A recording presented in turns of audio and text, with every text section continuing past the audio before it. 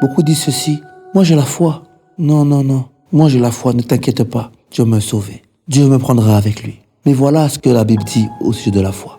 Jacques 2, versets 18 à 20. Mais quelqu'un dira, toi tu as la foi et moi j'ai les œuvres. Montre-moi ta foi sans les œuvres. Et moi, je te montrerai la foi par mes œuvres. Tu crois qu'il y a un seul Dieu? Tu fais bien. Les démons le croient aussi et ils tremblent. Veux-tu savoir, ô en vain, que la foi sans les œuvres est inutile? Tu prétends avoir la foi, mais tu ne marches pas en nouveauté de vie. Tu prétends avoir la foi, mais les préceptes, la parole de Dieu, tu les mets de côté. Tu prétends avoir la foi, mais ce que le Seigneur dit, tu ne le mets pas en pratique. Où est ta foi? Tu es un croyant. La Bible te met sur le même plan que Satan et ses démons. Parce qu'il dit, tu crois qu'il y a un seul Dieu. Tu fais bien. Les démons le croient aussi et ils tremblent. Eux, ils tremblent. Et toi, tu ne trembles pas. Tu ne parles pas de fruits dignes de la repentance. Tu te contentes de croire. Ce n'est pas la foi. La foi, c'est un renoncement. La foi, c'est tout abandonner. Abandonner toutes ses pensées pour le Seigneur, pour marcher de tout cœur pour lui, de marcher de toute son âme pour lui, de marcher de tout son être pour lui.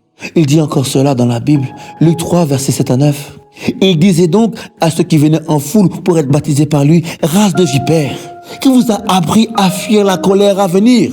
Produisez donc des fruits dignes de la repentance et ne vous mettez pas à dire en vous-même, nous avons Abraham pour père, car je vous déclare que de ces pierres, Dieu peut susciter des enfants à Abraham.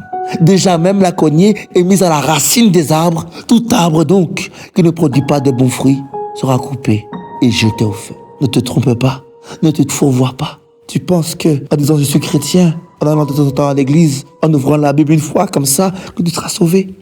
Mais mon frère, ma sœur, mon ami, porte du fruit digne de la repentance. Porte du fruit digne de la repentance afin que tu sois sauvé. Sinon tu ne seras pas pris. Que ta foi soit accompagnée des œuvres.